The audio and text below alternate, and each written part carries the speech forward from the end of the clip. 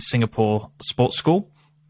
How did that go for you? What was your experience like coming from the UK, where you were involved with Leicestershire badminton, and then moving over to Singapore? How was that?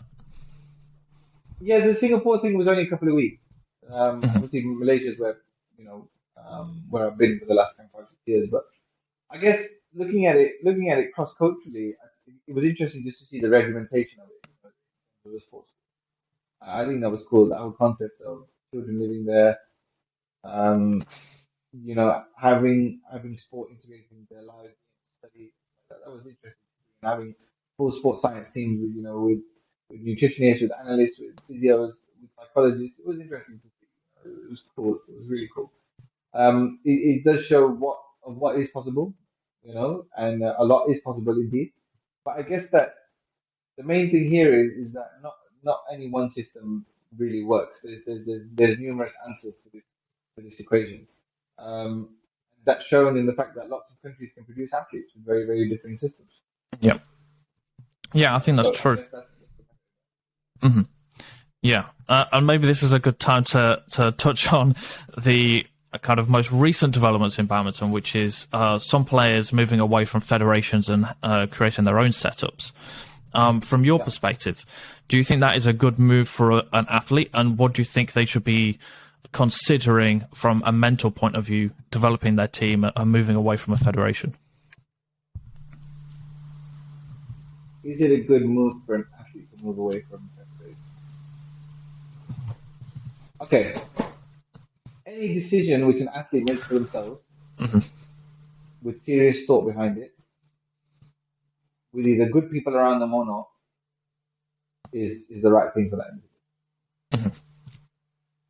Whether to stay, whether to go, I can't really comment. But if they're thinking about their lives and they want the best for themselves and they're trying to do it in the right way or the best way that they know how and they know where they want to go and they're really genuinely making steps for that, then more power to you. Hmm. That's always going to be the right decision because an athlete can quit. An athlete can just say, "Look, I'm done here. I can just stop." Yeah. And I would say the same thing.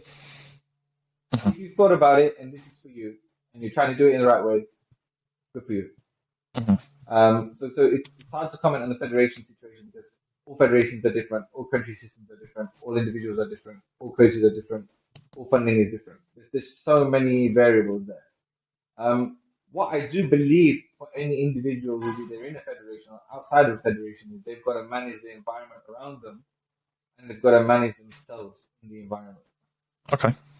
So for example, if you're going to outside of a federation and you're going for a piss up, and then you want to be a number one, Hmm. or you want to be a top player, it's not going to happen.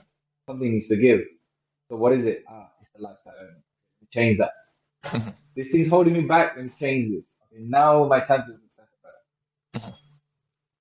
You So would you know, say then that um, that kind of mentor figure is going to be important in that situation, especially if you move away from a federation?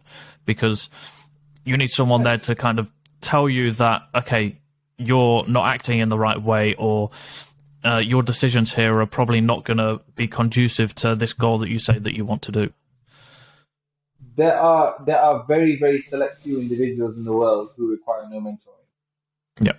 And I do believe some of them might be athletes, and I do believe for the most part, we all need people to keep us in check. People that we trust, people that we want to listen to, people maybe who won't tell us what we want to hear.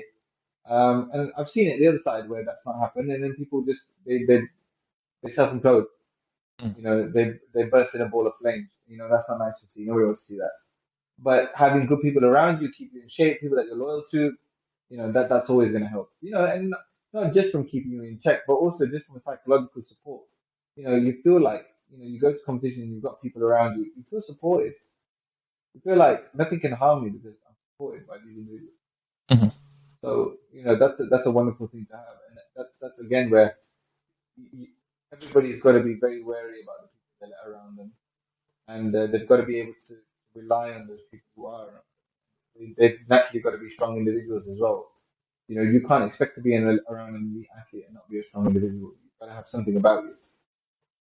Hmm. Yeah.